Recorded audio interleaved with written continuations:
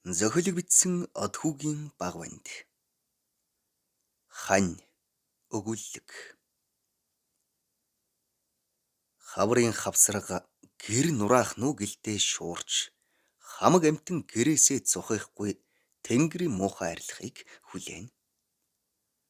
Сумын сургуулийн яндан цагаан хоёр давхар байшинд завсарлагааны хонх дуугарч сэлэнгээ бондгос хийтэл цочход авав. Юуны учир цочвоо гэвэл сэлэнгээ ангийнхаа дэрэм гих өндөр цэх нуруу монхор дуу сайхан хамар өргөн өтгөн хөмсөг давхраатай том нүд хөдөр өргөн цээж бахим хоёр гар цээл сайхан хоолой зан ааш ээлдэг барилдаж ноцлох дуртай сайхан хөвгүнийг сэтгэлийн угаас хайрлаад нэгэнтээ уджээ. Сэлэнгээ өөрийн хүн харчихвээ гэсэн шиг сандарч ийш тийшээ эргүүлэн харснаа хэдэн ном дэвтэр өөрийн гэсэн юмаа цүнхлээд бушуухан босоод гарч отлоо. Сургуулиасаа гарч алхаад сумын захиргааны үүдээр дөнгөж эргэтэл тэр хойно хашааны болонд доод үеийн нэг голын хулган хайдав зогсож байваа. Тэр хоёрын төв дээр хамар хашаа бөгөөд ихэнхдээ гэрлүүгэн хамтдаа явна. Сэлэнгээ хайдва би ирлээ. За яасан удаан хүлээв гэсээр гүн очлоо. Хайдв үгүй дөнгөж л ирээд байж лаа. Чи харин эрт тараа шивдээ гэж баяртай нарахгүй нээгээд цааш гэрийн зүг алхалцгаав. Тэр хоёр замдаа элдвийн зүйл ярин өдөр анги дээр болсон явдал ангийн хүүхдүүд багш нар гэдэл хамж шимж ярьсаар гэрийнхээ үүдэнд ирээд салахтаа сэлэнгээ орой орж ирээд борцтой будаатай цай уугаарай. Хаврын ядаргаанд нам шүү дээ гэж хөөхөн эгчрэхэд авлаа. Хайдвч за энэ гэж нүд ирмэн жуумалзаад гэрлүүгээ орлоо. Хайдв гэртээ эмээ 3 дүүтэйгээ амьдрна. Аав ээж нь хөдөө малаа маллаж хайдв дүүнрээ голлон харж хичээлдээ яваад сүүлийн 3 жилийг үджээ. Харин энэ удаа аймгийн төвд суудаг эмээ нь ирж хайдвт үеийнхэн сургууль соёл гэж явах хэсэг цаг гардаг болвоо. Орой болж хайдв эмээдээ би доор найз нартайгаа жаахан тоглож яваад ирий хэмээн худал хэлээд гарч сэлэнгээнд орлоо. Дугараг цагаан гэрлүүд дөхөх тусам ээжийнх нь гарын хоол шиг нэг тийм сайхан үнэр хан хийх нь сэлэнгээ цайгаа чанжугаа нь тэр байлаа. Хаалга нээж дотгош орвол тогоон дээр дариглах цайны уур өмнөөс нь угтав. Сэлэнгээ өө чи хүрээд ирвөө алив дээшээ суу гэд хоймортой байх ширээ рүү урьж явган модон сандал өглөө. Сэлэнгээ гэртээ ганцаараа байхаагаад аав ээж нь мал дээрээ хөдөө. Ах ихч байхгүй харин ганц нялх эрэгтэй дүүтэй. Тэр дүү нь 2 настай билээ.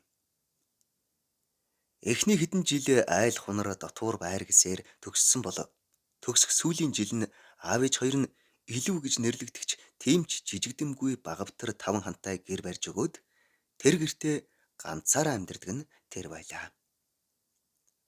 Ганцаараа амьдардаг гээд назгаарах биш харин ч улам цэвэрч цэмцгэр байж гялалцдал гэрээн цэвэрлэж хоолоо хийгээд зав зайл гарвал хичээлээ хийгээд суучдаг тийм л ажилч хичээнгүй охин байлаа. Хайдв танай цагаан сарын банш чинь дуусаагүй байгаамаа да гэд тавхтай харуулнаас ганц нэгийг идэж суулаа. Харин сэлэнгээ энэ сүүлийнх нь дуусхаас өмнө муу дүүгээ сайн хооллоё гэж бодоод гэж хэлээд инээх нь тунч өхөөрдөм. Хайдв 6 дугаар ангийнхаа цунаас л нүдэнд нь сэлэнг үеийнх нь огтоос нэг л онцгой харагдаад байгааг анзаарч билээ. Тэр үеэс эхлэн сэлэнгээг харах болгондоо биер нь нэг сони юм гүйж уулзчил байвал учиргүй их баярлдаг. Орой болохоор л сэлэнгийн хөөхөн 2 нүд эгдүүтэй инээх нь нүдэнд нь харагдаад байдаг болчихсон байв. Хайр гэж ийм зүйл байдаг байх нэ гэж нууцхан шүүрс алддаг болсон байв. Сэлэнгээ "За, цайгаа ав" гэж хэлээд том модон тагш дүүрэн банштай борцтой цай өмнө нь тавиад тавганд өрөм цагаан тос дүүргэн хажууд нь хэдэн гэрийн борцог өрөөд өөрөө багавтраа аяганд цайнаасаа хийгээд өөдөөс нь харж суугаад ичиж нэрлэх зүйлгүй идэж гарваа. Хайдавт энэхэн зуур айлгэр толгойлоод тусдаан гарчсан гэрийн эзэн шиг санагдаж тунч тааламжтай халбаг аван цайнаас хутхан оочлов. Аяа, энэ сайхан хоолны амтыг юугаач өгөөд хамаагүй насаараа амталж бүхэл насаараа энэ хүнтэй амьдарч болдог бол гүн сайхнаа хэмээн бодон нүдэнд нь нулимс дүүрхэн л холгүй бодол болон хооллож суув. Харин сэлэнгд тэс өөр зүйл бодогдсон суун. Энэ хулган хайдвын оронд дэрэм минь байсан болж тэр сайхан эрийн гэргийн болоод өглөө бүр өрхийн татаж үдэш бүр өргөн цээжийн дэрлэн хэвтэж тэнгэр бүүдгэр өдөр бүр тогоо дүүрэн энэл цайгаа чанж өгөөд гэрээрээ дүүрэн хүүхэд бужигнуулж амьдрал юутай сайхан бэ хэмээн бодож сэтгэл нь өмрөөд энэ мөч яах вэ? Ядуу зүдүү амьдралд өсч хэдэн дүүгээ хэдэн жил харлаа. Аав ээж нь тааруухан амьдралтай хар нэлхаасаа л намайг эгчээ хэмээн дуудаж эгч дүүшгэл өсцгөөсөн. Би чинийг дүүшгээ санаж тусалж дэмжсээр өдийг хүрлээ дээ. Түүнээс өөр надад эрэгтэй хүүхэдтэй ингэж дотн байх хэрэг байхгүй шүү дээ. Ангийнхан буруугаар ойлгол яана хэмээн өрөвдөх айхын тэг голоор нь бодож суугааг уусан цайндаа хөлрөөд жинхэнэ усан хулган болж суугаа хайдав яахан мэдэх вүлээ. Баруун талын бүхэн засуулууд сонсоо бөхүү амлия хэмээн намхавтар биедээ хөгцөнхөр өнгөтэй өөртөө томтсон гэмээр дээл өмсөж нүүр нь багавтар цоохордсон дэлдэн шар өвгөн бүхийн цол дууднаа. Энэ сумын наадмаар төгсөх ангийн сурагч дэрэм 2 даваад сумын манлай заан өвөөдөн амлуулан зогсно.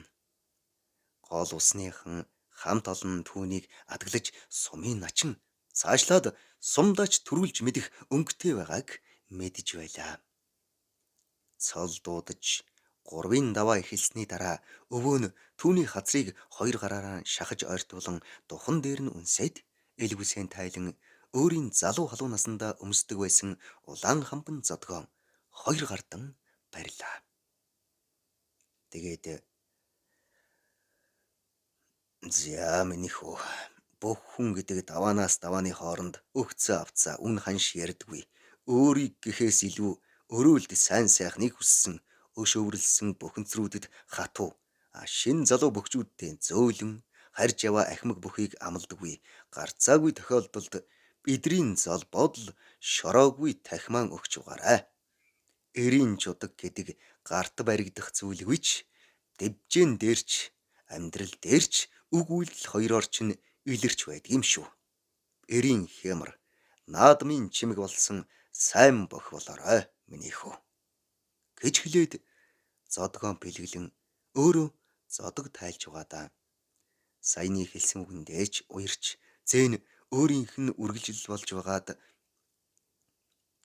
давхар баярлан уйлж сумынхаа торгон ногоон дэвжээ тугандаа мөргөн хуран цугласан наадамчдын 4 зүг рүү харж мэхийн яслоод нулимсаар чин бүхийн асар руу одвоо. Дэрэмч өвөөгөө мөн их хайрлаж энэ том нэр хүнд хайр инэрлийг дааж явах аавгаа их ачааг нуруундаа тээн тугаа тойрон дэвхэд 2 нүднээс нь том нулимс урсан наадамчин олон нэг тодорч нэг бүдгэрч харагдлаа. Сумын наадам үзэн суусан үзэгчид наадамчин олон бүгдээр уяран Нулимс туслуулах нь туслуулж, алга таших нь ташиж, эмгд өвгд нууцхан манлай зааныхаа уран хурц барилдаан хүнлэг жудагт сэтгэлийг дурсан санава. Төв асрын гол хойморт суусан сумын засаг начин давгаач залуу халуун үеийнхээ мөнхийн өрсөлдөгчөн хайрлан уйлж суулаа. Гурвын даваач яхав. Тэгээд өнгөрөв. Харин дөрвийн даваанд зэрэгэлдээ аймгаас ирсэн аймгийн начинтай таарчв. Энэ үеэр Сэлэнгэ хайдав хоёр хуушуур эргүүлж яваад Сэлэнгийн ангийнхан дээр очвол цаадуулна. Хүүе Сэлэнгэ чи сонсов уу? Чиний хайртай залуу чинь тэр гэж хуруугаараа зааснаа. Аймэр булчинтай том цолтой ахтай төр дээр таарчихжээ. За яхав. Бид залуу байна. Дараа жилээс л дэрмигийн цол авахыг хархан дээ гэж аль хэдийн унсан гэдэгт нь бат итгэн ярьлаа. Сэлэнгийн нүдэнд гомдол харуулслын нулимс дэрмээс ч төрүүлэн цээлгэнэн хоолойн зангирсан ч бусдаасаа нууж. Хүгсэн тэрийг л давчвал гэж шүдэ 100 өгүүлэхэд тэдний ангийн далдаг баяраа. Хөө тэгвэл чи яана гэж тэрхүү үнсхүү аль эсвэл гэж хамаг хор шарын малтахад нууж байсан хайраа ил гаргах шахсандаа ичиж бандахын зэрэгцээ Сэлэнгэ чи битгий хуц тэрнийг л унахчихвал тэгсэн ч юу н яадгийн хэмээн уурлах шалгахын тэг голоор нь хэлж орхиваа. Үүнийг сонссон хайдвын гол нь зургдаж Сэлэнгийн дэрэмд үнэн сэтгэлээсээ хайртайг мэдлээ. Аймгийн начин Галсанбаатартай залуу өх дэрэм гараарай гэсэн тайлбарлагчийн дуу цуурайтаж тэдний яриаг тасалж орхилоо. Хөх торгон шуудган дээр өвөөгийнхөө улаан хамбан задгийг өмсч эйтэн Монгол гутлынхаа төрийг сураар живчиртэл чангалж дөрвөн талт малгайгаан тэгчхэн сайхан өмссөн идэр залуу дэрэм сүртэй гэгчин дэвж шавсаар гарч ирлээ. Түүний өрсөлдөгч дэрмээс ялгүй намханч булчин шүрмэс мэх туршлагаар хамаагүй илүү ажээ. Дэрэмч баглуулж болохгүй гэдгийг сайн санаж их л няхуур ухран алхална. Тэгтэл нөгөөх нь хүй гэхийн завдалгүй баруун гараараа синжигдээд авлаа. Нэгч их сандарсангүй зөрүүлэн синжигдэн авахад аймгийн начин Галсанбаатар дүү хүүч ахыгаа барчхмаар санагдж байна уу? Ах нь хорьсон ч хавирна, хоройгүй ч хавирна штэ гэж шазуур зуугаад нөгөө гараар илүүс атгаж бариад татаад хавирхат нь дэрэмч самбаачлан бие жаахан суллаад хавирсан хөл дээр нь тахимдаад тайрчхав. Энэ агшинг харсан дэрмийн ангийнханч шуугилдаж Сэлэнгээч орилоод босоод ирлээ. Харин аймгийн начин Галсанбаатар дааг хөтлөнө гэсэн зорилго нь замхарсанд их л ууртай газар шаан босч ирээд тахимаа өглөө. Энэ наадамд дэрэм эрчээрэн төрүүлж сумын зан гэсэн эрхэм цолыг 18хан наснда хүртэх нь энэ. Орон сэр унжээ. Сэлэнгэ наадам үзэж дуусаад ангийнхаа хүүхдүүдтэй баахан сэлгүүцэв. Ангийнхан сэргэлэн шар охин манай Сэлэнгэж зааны гэргээ болох заяатай юмсанжээ хэмээн тажигнтал инээв. Бусд нь ч мөн дагаж инээлдэхэд туйлын хитсэн Сэлэнгэ за хаанаас та минжээм тэр мундаг залуу яаж л намайг таав гэжтэй гэж хэлэхдээ гомдол горилго зэрэг төрж байлаа. Ангийн найзууд тал тал руу тарцгааж өдөш 21 цагаас шинхэн зааны баярыг тэмдэглэхээр тохирцгоов. Сэлэнгээч гэртээ харин гэр орноо жаахан эмхлээд шууд л өөрийгөө гойж оройн уулзалтандаа бэлтлээ. Оройч болж тэдний ангийн жаахан галсаагинд бүгдээр цугларав. Гэрийн баруун хойморт дэрэм зан суух бол хажуугаар нь ангийн хөвгүүд налайцгаана. Тэд өнөөдрийн дөрвийн даваанаас хойш амралдуулан дэрмийн эртээ бяртай арга залтайг ярин сууцгаахад жаахан галсангийн сэтгэл ихэд хөөрч. За андууд минь өнөөдөр бид сумын зааны баяр тэмдэглэж байна. Харин 10 жилийн дараа бид улсын начны баяр тэмдэглэх болно гэд хундгаа өргөхөд хоол унд бэлдэж байсан охидын сэтгэлч мөн маш их хөдөлжээ. Дэрэм харин их л тайван суух бөгөөд завс ийм хэл гарвал сэлэнгийг ширтэж суухыг сэлэнгч бас ажиглан ичингүйрлээ. Ангийн нөхдөж шөнө болтол найрлаж ирэмгүй л шинэхэн заана хайрлан хүндэлж байлаа. Тэдний яриа дээд сургууль гэсэн нэгэн том сэдв рүү шилжиж ангийн бүх охидол хот явж дээд сургуульд сурахад зарлаад амжив. Бас толгойтой өвгүүд ч сургуульд орохоор болжээ. Сэлэнгч мөн адил хөдөө жахвын дээдэд урилгаар сурахаар болжээ. Найрч өндөрлөж ангийн хөвгүүд огтон хүргэж өгөхөөр болцгооход үг дууд сөөтөө дэрэм гинтэл ам нээж би сэлэнгээ хүргэж өгнө гэж хэлэхэд сэлэнгийн зүрх хідэн хавиргаа золтой л дэлбэлчихсэнгүй. Ангийнхан ч сэм жумцгаан тэд өөрийн гэрлүүгэн явцгаалаа. Тэр хоёр замдаа ойр зургийг ярилцсан явсаар нэг л мэтгэд сэлэнгийн гэрт иржээ. Хашааны үүдэнд ирээд дэрэм "За, сайхан амраарай" гэж хэлээд ирэх нь туйлын хүмүүжлтэй залваажээ. Энэ үед сэлэнгийн толгойд нэгэн этгээд бодол төрсөн нь яагаад энэ сайхан нэрийн цээжийг энэ шөнө дэрлээд унтж болохгүй гэж хэмээн бодсон нь тунч болчимгүй бодол байлаа.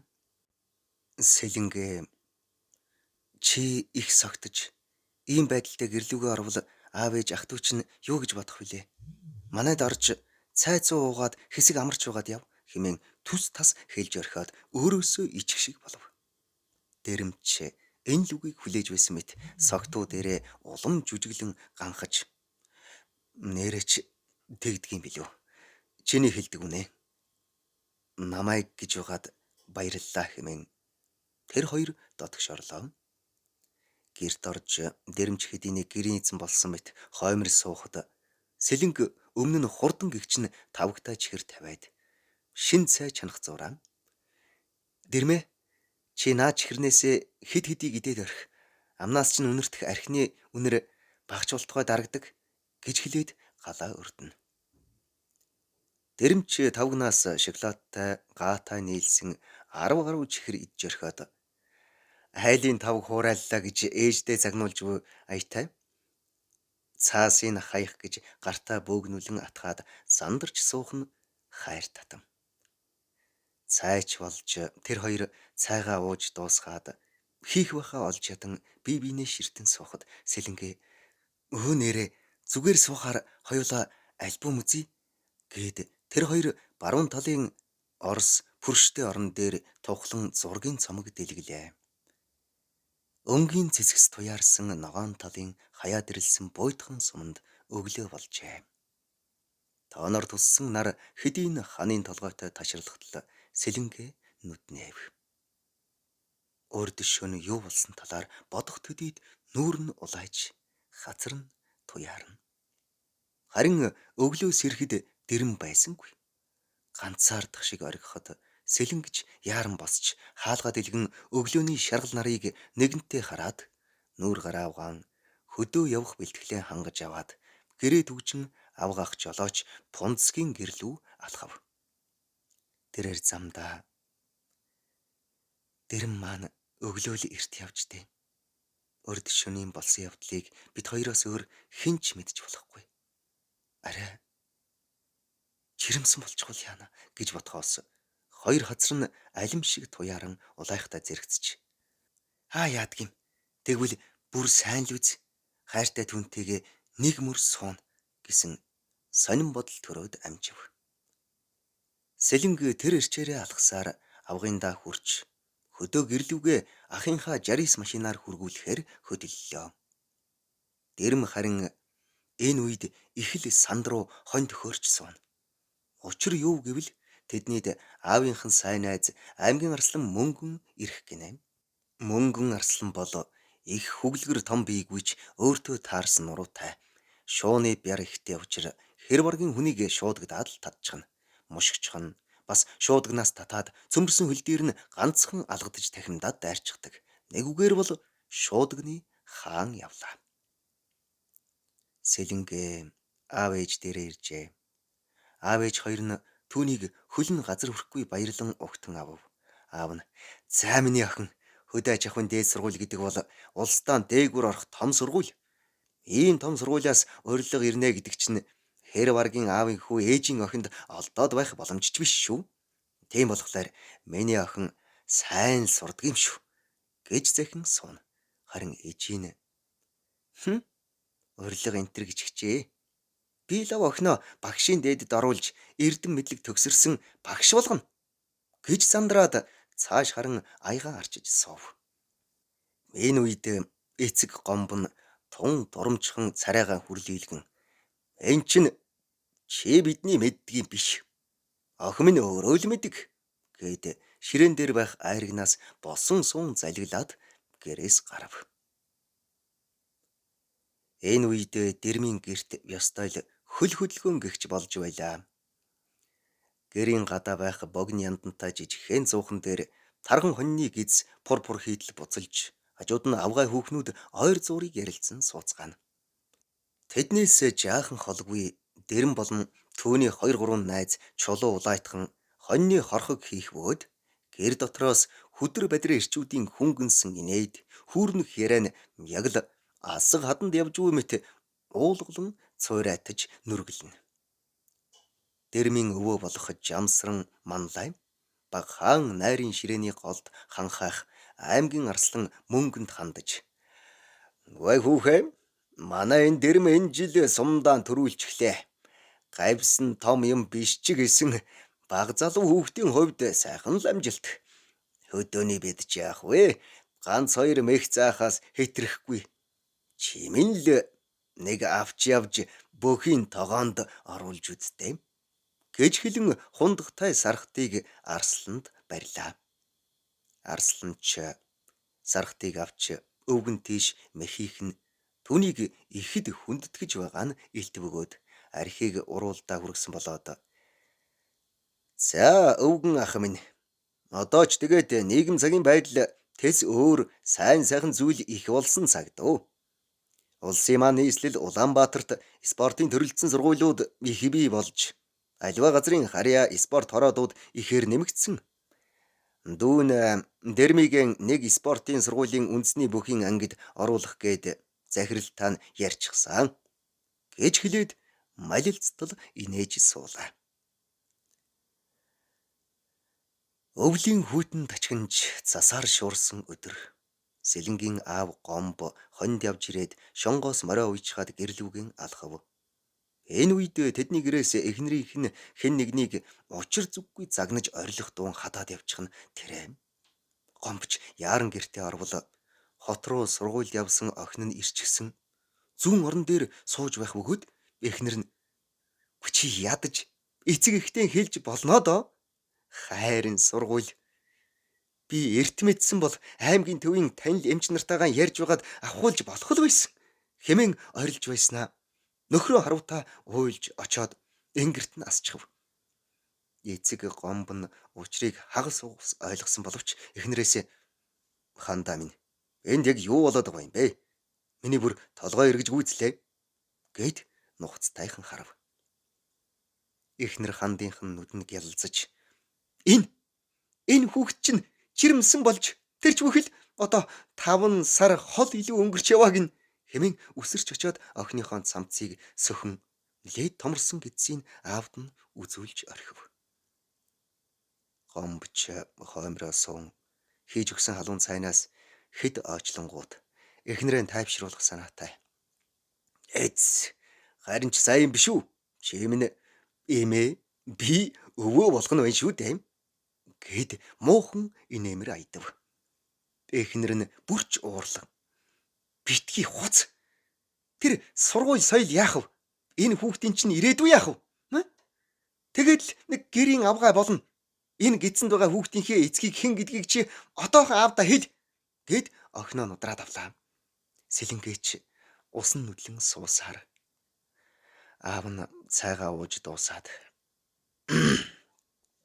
За одоо нэгэнтээ өнгөрсөө. Чи битгий орилж чарлаад хүүхэд айлгаад бай. Тэглээч тэр сургуулиас чинь жилийн чөлөө бас авч болдгийм гэсэн.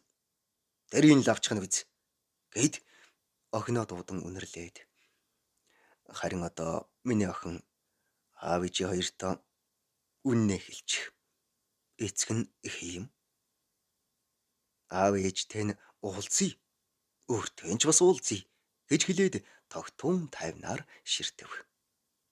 Сэлэнгээ юу ч дуурсангүй. Орон дээрээ очиод цааш харан хэвтээд өгөв. Ээж нь уурлан орилох гэсэн боловч аав нь чимээгүй байхыг гараараа занган сануулад тус тусынхаа ажилд орлоо. Өө, хайдав хүү ирвүү. За дээшээ суу. Гэх дуунаар унтж байсан сэлэнгээ сая л сэрлээ. Түүнийг хотоос ирсэн сураг сонсоод хайдавч шуурганд уруудаад гавайгүй ч гэрээс нилээд доошлсон шар газаргатай 7-8 адууг нь туусаар ирсэн нь энэ ажээ. Сэлэнгийн аав гомбч хэрэндээ л баярлаж ашгүй хүү минь ахны нүгээр хэдэн үхэртэйгэн зууралдаад тэр хэддээ санаа зовоол байла. Аль Сэлэнгэ чи босооч дүү чинь ирчихсэн байна. Хэмээн зандрахад Сэлэнгэ дуртай дургүй өндийлөө. Хайдавч хэрэндэл твдэж тэр минь ямар болоовол хот руу явсан охид цэцэг шиг хөөрхөн болоод ирцгээдэг. Хот хүрээ газар найз хөвгөн энтертэй болоод бах та ийм сайхан түүнийг минь олон л ирчүүд эргүүлж байгаа биз дээ. Тэдний хажуудч бичтэй хэмээн өөрийгөө голонгуй суув. Сэлэнгээ орон дээрээ босч суугаад за сайн уу хайдва? Сайн сууж байв уу гэд өөрийгөө хүчлэн инээмэр айдав. Хайдавч баг зэрэг ичингүүрэн сайн та сайн явж ирвүү хэмээн хариу мэдлээд аягтай халуун цайг авч хэд ойчлов. Энэ үед хайдвын нүдэнд нэг зүйл ирэхгүй өртсөн нь Сэлэнгийн ноосон цамцны цаанаас цүдийн харагдах гидсэн байлаа. Хайдавч золтой л цайгаа турагчихсангүй. Хэд ханиалгаад авав. Сэлэнгч түүнийг анзааран нүүр буруулан суухад аяг арчиж байсан Сэлэнгийн ээж за хайд минь харж байна уу? Чиний тусалж гүйгээд өмөрч хамгаалаад байдаг эгч чинь ийм л болоод ирж дээ гэж хэлээд нөхөртөө загнуулав.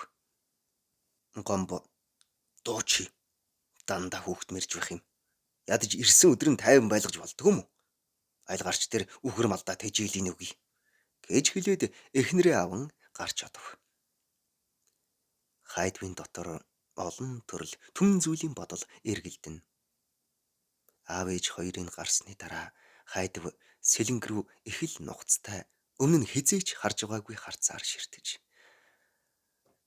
Аав нь хэм чи аав ээжтэй хэн гэдгийг эхэлсэн үү гэж их л удаан боловч айц төрмөр асуулаа. Өмнө нь ихчээ гэдэл гүйдэг байсан дүүн гэнт ийм том хүн шиг аашлахыг харсан Сэлэнгээ балмагдан хийдэмил толгойгоо сэгсрэв. Хайдв үргэлжлүүлэн хэн гэдгийг чи аав ээжтэй хэлэх үү гэж мөн л цоргих мэт ширтэв.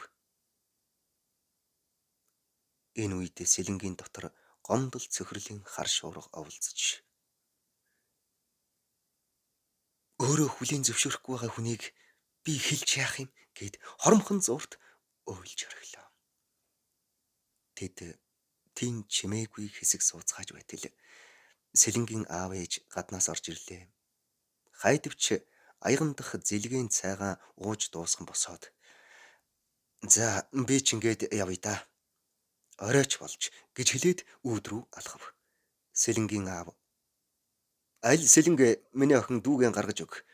Цаад банхарч нь гэрээс хүн гаргахгүй, гэрлүү хүн оруулахгүй сүрхийн нохой болсон шүү гэж хавар айлаас авсан гүлгэн нохойгоо магтав. Сэлэнгч хувцлан босоод тэд хоёул гарлаа. Уяа шонгийн дэргэд очиод хайдв Сэлэнгийг шууд л тэврээд авав. Баг зэрэг цочирдсан Сэлэнгч хэлэх байхаа олж ядан зогсох зур хайдв тэврэхийг болж түүнийг нулимстай нүдээр ширтэж би би чамайг зөндөө сансан. Өглөө босно чи бодогдно. Өдөржин чийл өгүүлэгдэнэ. Шөнө унтахаар зүүдэнд чийл орж ирдэг байсан. Гэтэл чи гэж гараараа баг зэрэг цотойсон гидсийн дээлнийх нь гаднаас зөөлхөн илснээ нулимсаа арчиж. Гэхдээ зүгээрээ. Энэ миний хүүхэд. Зөвхөн миний л хүүхэд. Харин энэ нууцыг зөвхөн чи бид хоёр л мэдэх ёстой. Хааштай өөрөө хүлийн зөвшөөрөхгүй байгаа хүнээр чи яах вэ? Чи тэгж чадах уу гэж асуугаад ус гүйлгэнсэн хар нүдээр тас ширтэв. Сэлэнгээч тэр зоримог шулуун үгэнд тас зохигдож нэг л мэдэхэд толгойгоо догчсон зогсож байлаа. Энэ л хариултыг хүлээж байсан мэт хайдвч ухсхийн босч түүнийг үнсээд мориндоо мордож цас хаялах өвлийн гэгээтэй шөнө үг дуугүй давхин одвоо. Өдрийн айхтар цасан шуурга одоо ор мөргүй. Бүр хүүгэх салхичгүй тогтов. Тэнгэрийн муухай арилдаг. Хүний муу арилдгүй гэдэг энэ ачгуу. Намрын налгар өдөр нэгэн баг хаан дэнжин орой дээр 4-5 гэр барайстай үзэгдэнэ. Гадуур нь дүүрэн машин мотоцикл уяан дээр элдв тоног бүхий эмээл хазаартай морд байх ба их гэрийн зүгээс уртын сайхан дуу шуран хайлан байх өгөөд хэнч харваас найр болж байгаа нь илтэм. Найрын гол эзэн хайдв сэлэнгээ мөн тэдний ойж хүрээгүй хүү юм. Хайдв өвлийн тэр нэгэн шөнөөс даруй 5 хоногийн дараа аав ээж нартайгаа ирж учир начрыг ярилцсан. Сэлэнгийн гидсэн дүү хүүхдийг өөрийнхөө хүүхэд гэж хэлсэнд сэлэнгийн ээж бөөн уур унтуу болвоо. Сэлэнгийн ээж яадаг цуснууд вэ? Хичээл номооч олигтой хийцгээж чадахгүй байж аль хилээд орхичээ. Миний охины толгойг эргүүлсэн үү хэмээн хайдвыг шагалзуулсанд хайдв хидмил толгой сэгсрэн суун. Түүний ээж гих тарган шар эмэгтэй хүүгийн өмөр хүүг хэлмээр байвч хидмил гэм хийсэн аятай уруу царайлж суух бол хайдвын аав дарам сэлэнгийн аав гомб хоёр тамхи баагуулан чимээгүй сууцгаана. Сэлэнгийн ээж бүрч гаарч тэгвэл та нарыг цагтаад өгөндөө миний охиныг хүчнэдсэн байна. Тэгж хэлнэ би гэж самнахад сэлэнгийн уур гинт хүрч та одоо болил доо. Миний буруу бас би өөрөө хайдвыг тэр шөнө дуудсан юм гэж гэмшингүй хэлээд уйлаад гэрээс гүйн гарваа. Энэ үеэр хайдвч огл өсрөн босоод ардаас нь гарав. Сэлэнгийн ээж хайдвын эцэг их хоёр руу занган та хоёр гэж ойрлоод үгээн дуусгаагүй байтал сэлэнгийн аав гомб ширээгээ гарын алгаар дэлсээд чи одоо жаахан тогтож үзвэл яасан юм бэ гэж ууртай гэгч нь хэлэхэд өмнө нь нөхрийнхөө ийм үйлдэлийг огт харж байгаагүй хандаа чимээгүй болон орон дээр лаг хийтэл суулаа. Гомб хэрэг явдал нэгэнтээ ийм дээрээ тулснаас хойш одоо яая гэхв? Та хоёр зөвшөөрвөл хоёр хүүхдийнхээ цаашдын амьдралыг холбол юу гэж бодож байна гэж хайдвын аав ээж хоёр руу харж асуув. Энэ үгийг сонссон хандаа эсэргүүцмээр байвч эр нөхрөөсөн эмээгээд үг дуугарахгүй хидмил дороо өндөлцөн. Гомбын энэ үгэнд маш их баярлсан хайдвын аав сэнг үгүй тэглгүй яах вэ гомб минь бид бас яг тэгж асууя гэж бодовч бэргээд асууж төвдсөнгүй гэд инээмэр айдаж байв. Хурим найр дуусч ирсэн зочд гийжд бүгд гэр гэрлүүгээ явжээ. Хоёр хос анхныхаа үеийг бодвол овоол дасцгааж байв. Хүүгээ унтуулж дууссан сэлэнгээ эргэн харж хэвтээд бидний хоримч сайхан боллоо доо. Олон ч зочд ирлээ. Чамд ямар санагдав? Хорим таалагдав гэд цээжийн тэрхэд энэ бүхэн зүүдүү бодит амьдрал уу гэдэгтэйгээ эвлэрч чадахгүй байсан хайдв. Сайхан байлгүй яах вэ? Үүнээс илүү жаргал гэж юу байх вэ? Тэр тусмаа чамтайгаа ингээд тоонт герт толгой холбож тостой тогоонд хошуу холбоно гэдэг чинь надад бол дээдийн жаргал шүү дээ гэж хэлээд энгэрт нь толгойгоо наан бэлхүүсээр нь тэврэн хэвтэв. Үнэхээр л хүн өөрийнхөө хайртай хүнтэйгээ хурмаа хийж нэг гэрт орно гэдэг туйлын дээд жаргал мөн юм. Хайдвийн энэ үгийг сонссон Сэлэнгээч мөн дотроо баярлан хүн өөрийнхөө хайртай хүнтэй биш өөртөө хайртай хүнтэйгээ л суух ёстой юм байна гэдгийг оройдоо ортол бодон хэвтэж байлаа. Өвлийн тэсгэм жавар энгэр дээлийг нэвд сэнгэнж цантай морд уян дээр багширч ах үед хайдвын гэрээс аргил боргил эрс инээлтэн чанга дуугаар адуу ярьж зарим нь зөөрмөглөн. Хайдв. За та хэдийн алдсан адууг хөгшинчнээнд нэлээд л тогтоолоо. Бүр сүултээ өрөөч махан мөхөөлтөс болох шинжтэй шүү гээд тажигнт л инээх үедэр үс сахалдаан баригдсан нэгэн хүглэгрээр Гүн 100 төгрөгтэй явснаас 100 найзтай яв гэж сайхан юм да. Бид хэд чинь хэдэн сайхан морой шуурганд уруудуулчаад цас цуданд боогдож хэсэгтэй л зүтрв шүү. Миний өгч надаас тод манлайн хурдан бар азарганы төл шувуун зээрдийн минь аваарай. Захиур төмрийн хилдэг шиг алчуур болгоод өгье гэж хэлээд саяхан гаргасан халуун махнаас том огтлон идэж суув. Энэ нэрийг улаан готв гинэ. Бас хүү шаггүй барилжчихдаг аймгийн алдарт сумын зан хүн юм. Гэтэл хажууд нь суусан жижигвтер биетэй Миралаг улаан эр. Хэлээд юу вэ? Энэ өвлч чанга болох шинжтэй шүү. Муу найздаа баярлалаа. Цас цудгүй цаг сайхан болохоор намар хүүгийнхээ даахынд ууцны сайхан хонь аваарай хөө. Одоо цагт чам шигээр ховор шүү гэж хэлээд Хайдвын дал мөрөн дээр алгадаад авав. Эдгээр үгэнд их баярлсан Хайдв. За тэр яах вэ? Болно хөө. Та хэд маань нэг сайхан гол орцгоож аваад нарны эртэд нутгаа давхицгаа. Айгүй бол цасаар шуурна шүү. Гэд аяхтай халуун цайнаас ойчлон сууж байтал гэрийн үнэн дөлгөөтэй G-Mobile-ийн жижиг утас нь жингэнэн дуугарлаа. Сэлэнгээ босч утсаа аван "Байна уу? Ээж та хэд сайн уу?" гэж мэдхэд утасны цаанаас "Сайн. Сайнаач хатта охин минь. Цаад аав чинь аймгийн төв ороод буцаж явахдаа сумын урд сайранд цасан суужжээ. Өнөө мөн портроо ганцаараа ухаад бардгүйг нь яах вэ? Одоо бараг осгож байгаа биз?" гэд утас нь тасалдав. Чанга эргэж дээрээ тавьсан байсан тул элирээг бүгд сонслоо. Хайдв. За би л мордъё доо гэд нэхий дийлээ үнгэн малгайтайгаа өмсч яваад гарах гэтэл олон эрсийн дундаас нэг нь "Энийг цасыг яаж та хоёр ухаад барах вэ? Сумын төвийн урд сайр гэхээр чинь эндээс 20 шахуул километр байгаа биз? Бүгдээрээ очиод гялс гаргач" гэж хэлээд малгайгаа шүүрэн өндөлцөв. Бусд нь ч "Үтэги гэцгээгээд бослоо.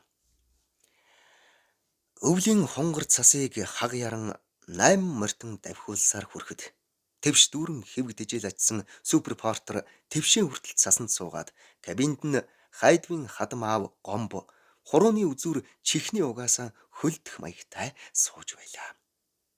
Яран очсон Хайдв "Аав та яаж вэ?" гэд өөрөөсөө жижиг халуун савтай цай гарган оочуулаад өөрийнхөө морийг унуулан гэрлүүний явуулав.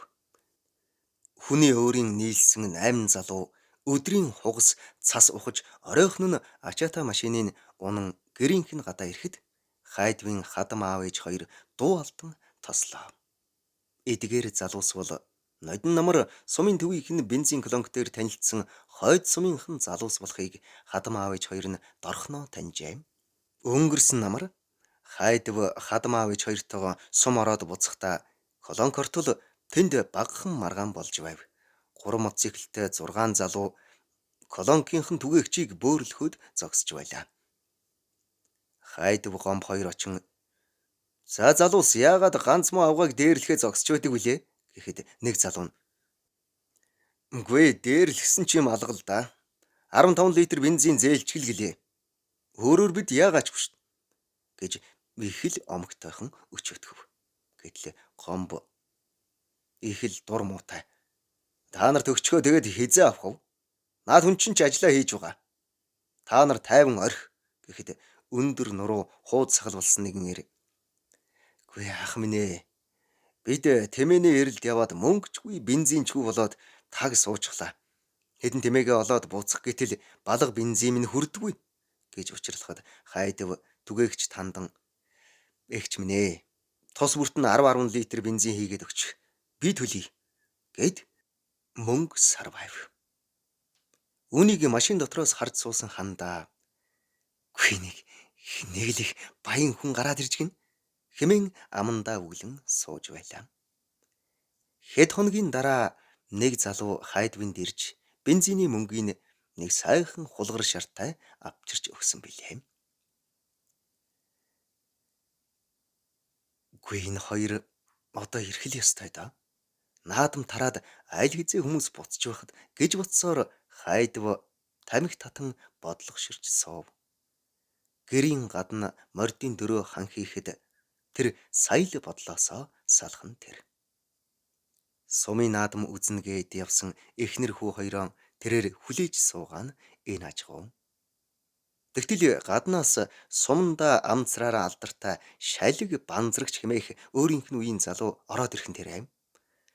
Хүлээсэн эхнэр хүүхэд нь биш байсанд багхан ундуудсан хайдв дуртай дургүй. За сайхан наадсан уу. Наадам хизээ дуусав. Азраг хэний азраг дөрүүлвдэ. Их зэргээр мэд мэдэн зэлгэн херм хийж барьсанд банзрагч. Сайхан наадлаа. Тэр морь мал чи яах вэ? Би мэдх юм биш цус. Харин бүхэл сайхан боллоо. Танай хүний ангийн дэрэм 2 хоногийн өмнө аймагт начин цол авсан гээд хангаан уул шиг сайхан ир сумдаа ирж төрүүллээ дээ. Танай хүүг тэрвэрч үнсээд л мөхөөл завч өгч эрхлүүлээд л их байна лээ гэснээ нэгийг санах мэт дууга хурааснаа. За би ч ингээд явъя да гэж хэлээд үг дуугүй босоод гэрээс гарав. Үүнийг сонссон хайдвын зүрхэнд түүмэр дэгдэг шиг л болж хэд хэдэн тамхи угсруулж татаад юр тайвшихгүй болохоор нь хонио хотлуулчихад гэрийнхээ хаяанд үргэлж сойлттой байх шинэхэн хужаа матцыг л доо мордон сумын төв рүү моторын чадал мэдэн хаазаллаа. Тэр явсаар хадмын хаашааны гадна ирж явж орвол хадам аав Гомбо ээж ханд хоёр нь хүү төр болттой нь гурвуул сууж байв. Хайдвч гэрийн хойморт гарч хүүгээ нэг үнсээд их л айдуу тайвнаар сэлэнг хаачав. Би ч энэ хоёрыгоо хүлээж тэссэнгүй хүрээд ирлээ гэд инээмэр айдав. Ээж ханд нь сэлэнг ангийнхантайгаа уулзаад ирье гэсэн. Одоо ирэх бах. Аль хүмүн энэ наадмын хууш үрээд хариггүй гэд ширээн дээр элдвийг өрж гарваа. Хайдвч за зүгээрээ гэж хэлээд гэрээс гарахад бүрийн өмөрч байлаа. Тэрээр хашааны гадаа гарч тамхи татан зогсож байтал гудамны үзүүрээс Пажиро маркийн джип машин алгуурхан явсаар хашааны үүдэнд зогсоход урд суудлаас нь сэлэнг бууж ирээд өө миний хань ирчихээ юу? Хань оройтчоор нь эндээ хоноод өглөө очие гэж бодож байлаа. Манай гэд үгээ дуусгах амжаагүй байхад нь машины цонх доош бууж жолоочийн суудлын дээр суух дэрэм. За сайн уу хөшөө. Манай ангийнхан жаахан нийлээ дээ. Зүгээр биздээ гэд гөлмцүүнүүдээр ширтгэхэд хайдав эхнэрээ хардаж хүний хажууд нүрийг улзуулахгүй юм гэсэндээ биеэ барьж нөө за баяр хүргий хөө. Зүгээр байлгүй яах вэ? Нэг ангийн хүмүүст уулзж учрах зав тун хомс шүү дээ. Харин ч аштай юу гэд инээж зогсов. Тэрээр дэрмийн нүд хүүгийнхэн нүдтэй хичнээн ижилхэн болохыг сая л анзаарч бүх учрыг мэд бололтой дуугүйхэн гэрлүү орлоо. Орой тэд гэртээ ирлээ. Ирэх замдаа хайдав юу ч дуугарсангүй элдвийг бодон явсаар ирсэн нь сэлэнгийг багхан түгшээж байв. Орондоо орсны дараа сэлэнгээ хүүгээ унтуулчаад их л гэмшингүй. Чи минь битгий урал да. Ангийнхан Гээд үгээ дуусгах амжаагүй байтал хайдав тэрвэрч үнсээд хүн уурлах юу байх вэ? Чи түүнд хүүтэй гэдгийг хэлсэн үү? Гэд эерүүхэн зөөлнөр асуухад Сэлэнг хэлэх үгээ олохгүй. Чи мэдчихсэн үү? Гэд түгдрэхэд хайдав мэдж цөхөд байх юу байх вэ? Орой цонхоо нэгээд инээхт нь хүүмэн дүрээрээ л өмнөөс харж байна влээ. Гэд инээмсэглэв. Сэлэнгч нөхрийнхөө цээжээр тэрвэрэн нүдээ анилаа. Тэгээд энэ минь гаднаа ингэж цайлган харагдаж ярьж хэлж байгаач дотроо их л зүйлийг бодож шаналж байдаг бах та хөөх юм. Өөр хүн байсан бол хардаж харамлаад зовоохгүй юу? Айл орон болсноос хойш цохиж зодхон бүхэл чангаж зандарсангүй дээ хань минь. Хорвоо хүнд сайн хүнийг ганцхан заяадаг юм гэнэвлээ. Тэр хүнийг гомдоочихвол ахиж сайн хүнтэй учирдгүй юм гэсэн. Бурхны надад өгсөн заяаны минь хань. Энэ л байж дээ. Яачсан хүний өрнө гэхээрээ ийм сайн байдаг байна та. Би ч бас хайрлуулах, жаргах хувь тайл бүсгүй юм да. Гэж утсаар эр нөхрийнхөө ингэрт аз жаргалтай гихч нь тэврүүлэн байлаа.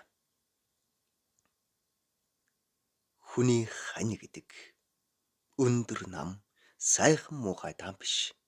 Гагцхүү зүрх сэтгэлдээ хайраар дүүрэн халамж түшигтэй байж гэмээн сайн хань болох бойцаа.